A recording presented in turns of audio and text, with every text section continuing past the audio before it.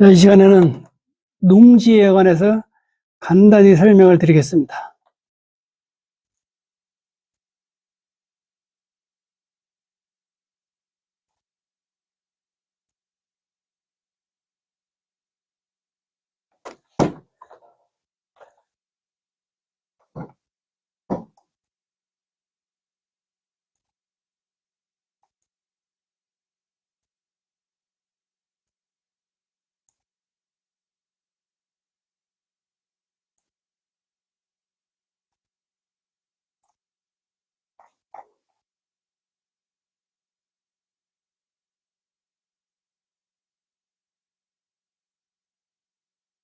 자, 여기 보시면은 농지가 많이 나오네요. 전다.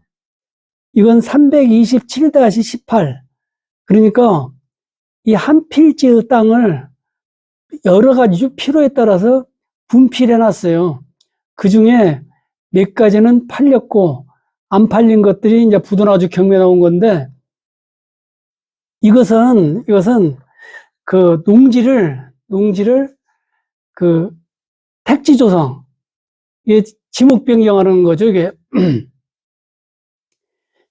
다음에 이제 설명을 드릴 텐데, 28개 지목 중에 그 지목 변경을 할 수가 있는데, 그 농지나 임야는 그 보통 우리가 대지로 변경을 하죠. 변경하는 방법은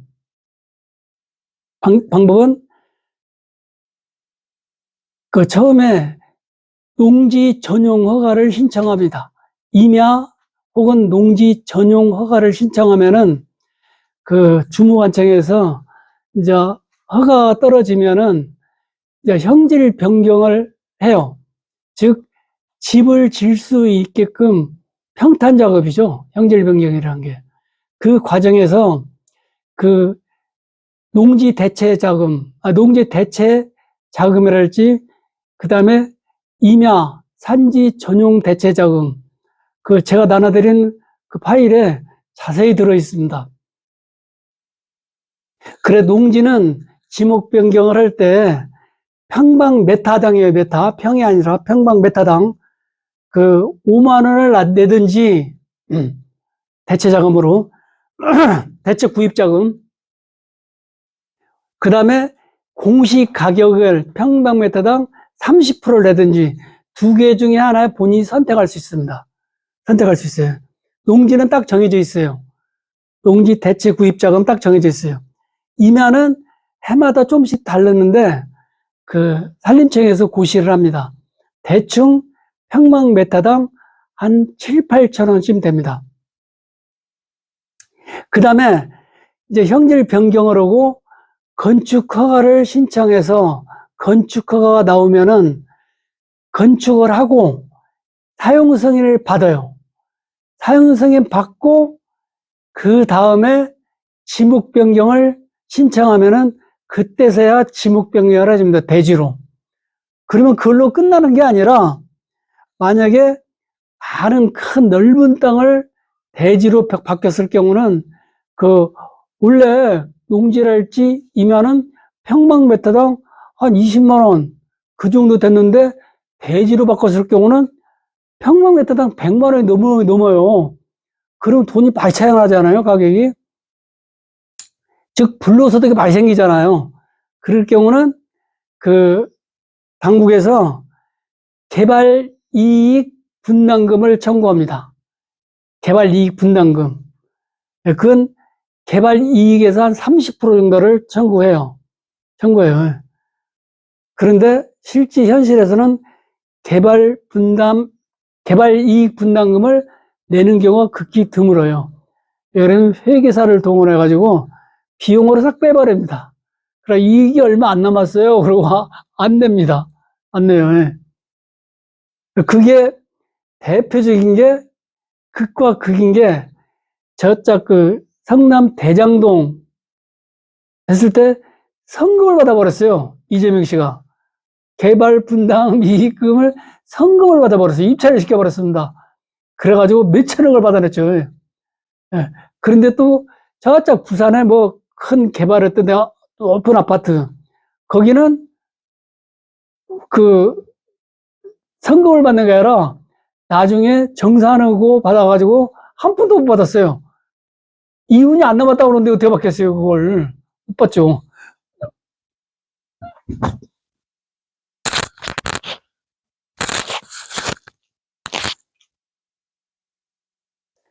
자, 이것들은 택지 조성에다 부도난 것들이에요. 그게 이 천안, 아산, 수도권 내에 굉장히 많습니다. 굉장히 많아요. 이렇게 부도가 난 이유는 인건비 상승과 건축 자재비 상승 때문에, 그 다음에 더 큰 문제는 수요가 있으면 부도가 날 리가 없죠. 그런데 팬데믹 시대에 소득이 다 떨어지고 이자가 오르고 그래가지고, 예, 분양이 안 돼요. 그래, 거의 전부가 부도났다고 보면 돼요. 전부가. 거의 전부는 아니지만 대부분이 부도났습니다. 그리고 우리 주위에 이런 게 많이 나옵니다.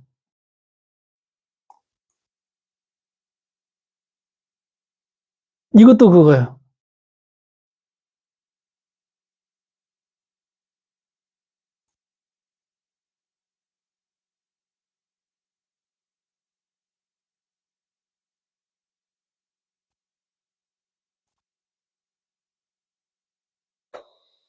자, 농지 한번 찾아보겠습니다.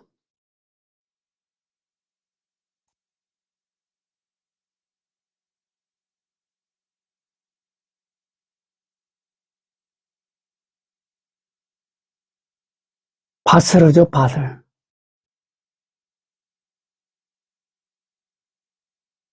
왜 이렇게 비싼 것만 나와요?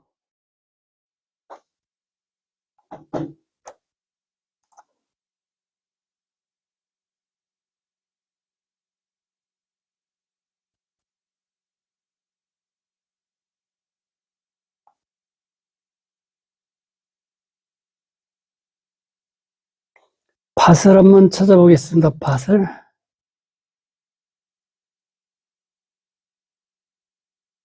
아, 이게 나오네요. 아, 이것은, 예. 이 농지는 못 보고 농지라고 하냐면은 전, 답, 과수원, 초지를 농지라고 합니다. 이 농지는 우리 조선시대 때부터 경자 유전 원칙에 따라서 농지는 농사 진 사람만 소유하는 것을 원칙으로 하고 있어요. 그래, 농사 짓지 않는 사람은 농지를 못 가지게끔 그렇게 그 법으로 규정되어 있습니다. 그게 농지법이에요. 그런데 많이 완화돼 가지고 그 농사 짓지 않는 사람도 농지를 가질 수 있는 예외 조항이 굉장히 많아요. 그런데 원칙적으로 농지를 취득하고 싶으신 분은 그 경매로 사든, 그 다음에 그 매매 계약, 법률행위에 의한 부동산 물권 변동의 경우도 마찬가지로 농지 취득 자격 증명원을 발급받아야 됩니다. 이것은 인터넷으로 발급받을 수 있고, 그 다음에 그 관할 동사무소 가서, 관할 동사무소, 면사무소, 읍사무소, 시청 가서도 발급받을 수 있습니다. 그리고 그 누구든지 발급받을 수 있어요.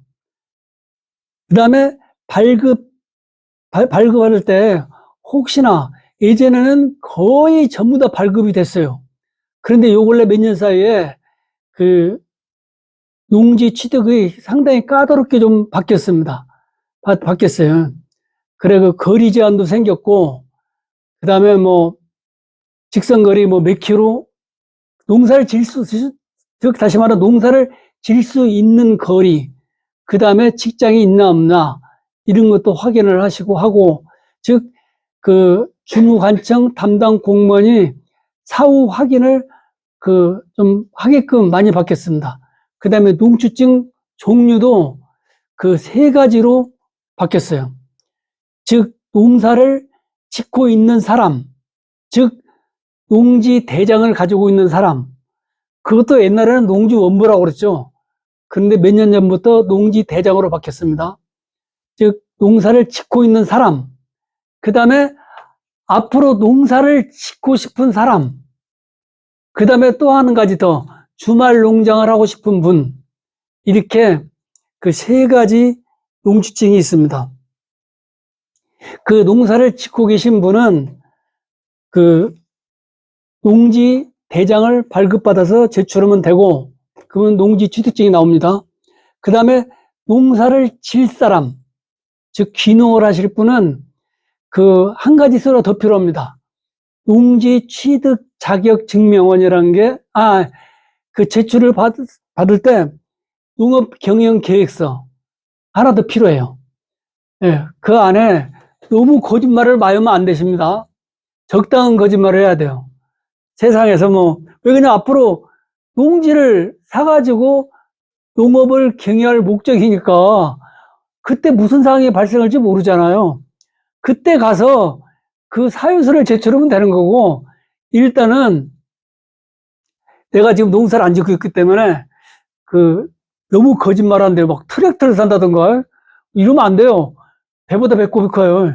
트랙터 무지 비쌉니다. 좀 큰 놈은 막 억 단위가 넘어요. 매덕가요. 예. 그런 경우 이제 그냥 그 농사 자기가 예를 들어서 그 약용식물 특수작물이랄지, 그 다음에 예촉이랄지, 그 다음에 무슨 사비랄지, 이런 것들 몇 개 적어서 제출하면 됩니다. 농업 경영 계획서는 무슨 그 작물을 어떻게 재배하겠다. 대충 적는 거예요, 그냥. 간단하게. 너무 뻥치면 거짓말하면 안 되고, 예, 너무 또 솔직하면 안 돼요. 예, 적당히 제출하면 받아줍니다.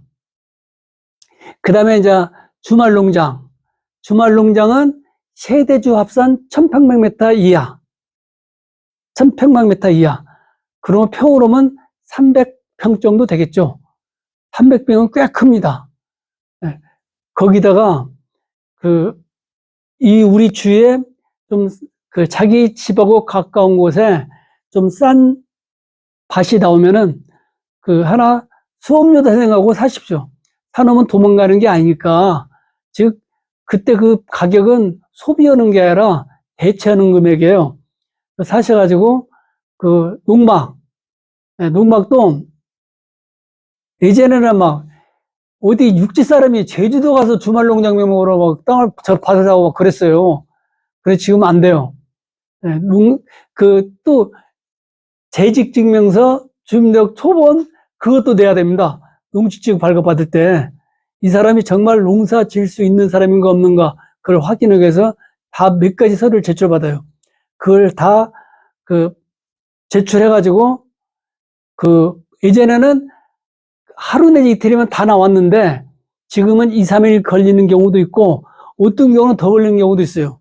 그래서 농지증은 농지를 구입하실 분은 미리 일주일 전에 농지증을 발급받고 발급 나왔을 때 입찰을 하셔야 됩니다.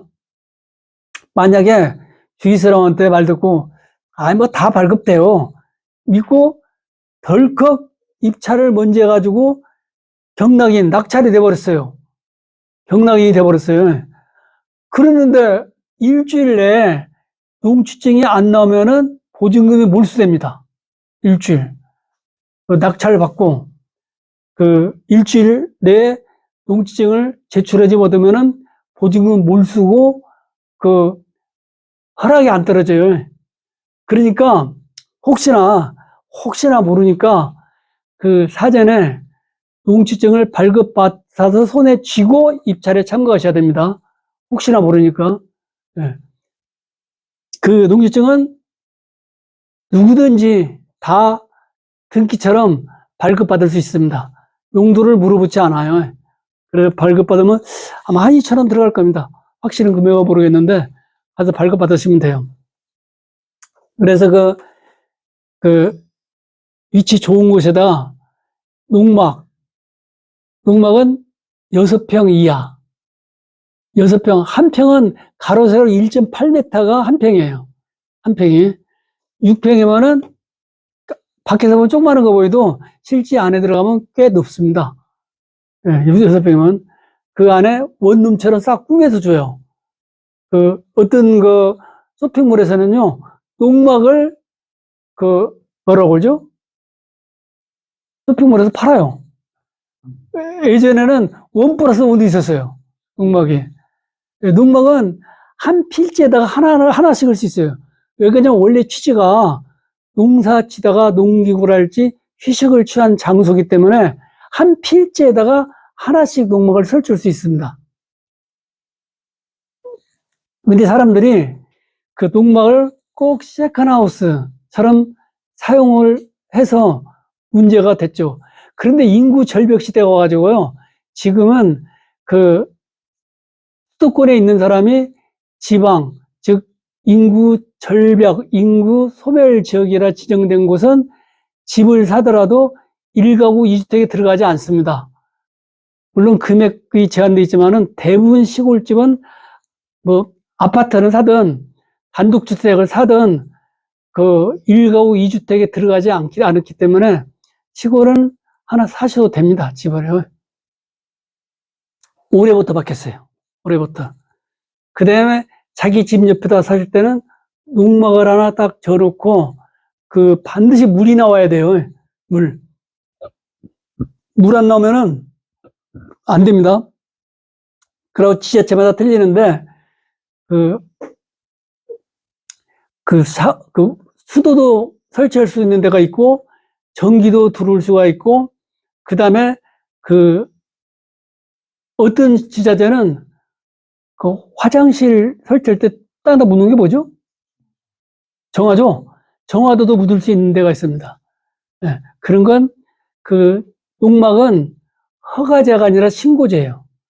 네, 그렇기 때문에 지자체 가서 물어보시면은 잘해줍니다. 그 다음에 너무 법대로 다 할 수는 없어요. 네, 그 대신에 농지를 훼손하지 않는 범위 내에서 할 수가 있습니다. 대부분이 이제 컨테이너 그로 해가지고 하는 데도 많고, 그 다음에 돈 좀 있는 분들은 농막을 전적으로 설치해 준 곳이 있습니다. 예, 그렇게 설치도 되고, 예, 해놓고 농지에다가 자기가 특히 은퇴한 남자분들, 집에서 삼식이 하지 말고, 가서 농사도 좀 짓고, 야채, 각종 과일, 나무, 약초, 이런 거, 나물 같은 거 재배해가지고, 집에도 갖다 주고, 친구도 나눠주고, 자기 건강에 도움도 되고 할 수가 있습니다. 그 다음에 더 좋은 것은, 혹시 땅의 위치가 좋아가지고, 누가 땅을 팔라고 연락이 옵니다. 등기부 등본 보고. 등기부 등본 주소가 나오거든요. 글이 내용증명이나, 아니면 등기나 빠른 우편으로 와요. 네. 사장님, 혹시 땅 팔지 않으실렵니까? 그러면은, 그것도 역시 처음에는 튕겨야 돼요. 좀 가베이치 했어야 됩니다. 제가 지금 필요해서 샀습니다. 어디다 사용하시려고요? 네, 이렇게 물어보고, 가격이 마음에 안 들면은, 다른 핑계를 대면 되죠. 주말 농장 명목으로 사용하고 있습니다. 죄송합니다. 그러면 되죠. 그러면 그 자리에서, 그러지 말고, 내가 후하게 쳐줄 테니까 좀 파십시오.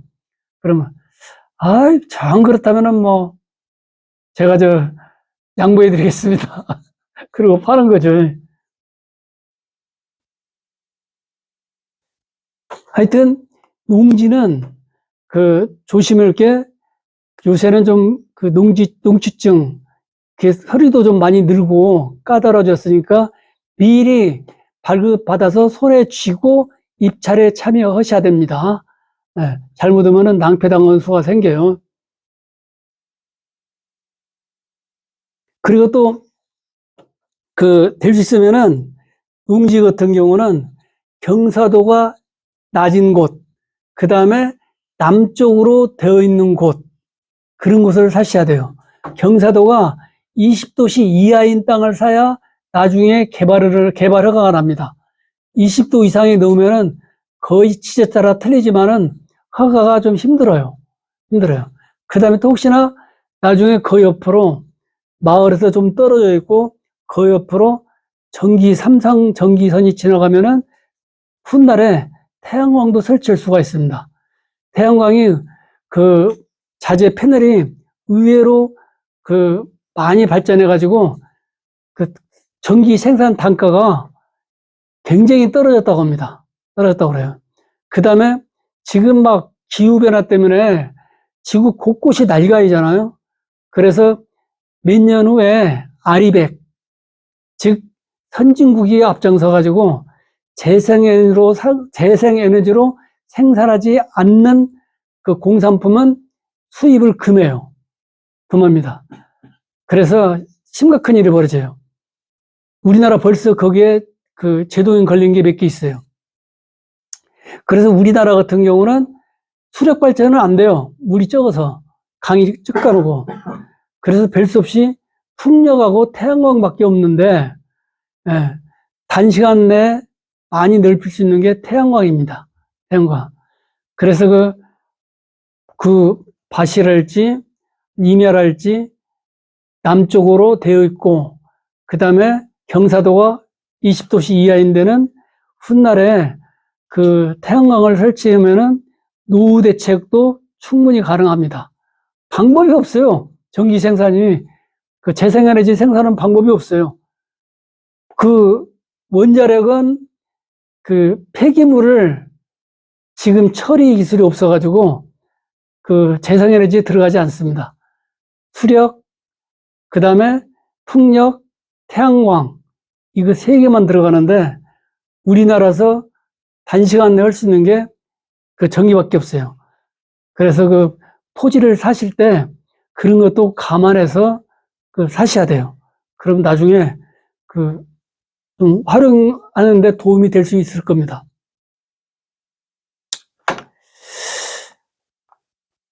자, 오늘은 여기까지 하고 다음 주에 다시 농지부터 다시 그 실지 그 우리 교재 가지고 수업을 하겠습니다.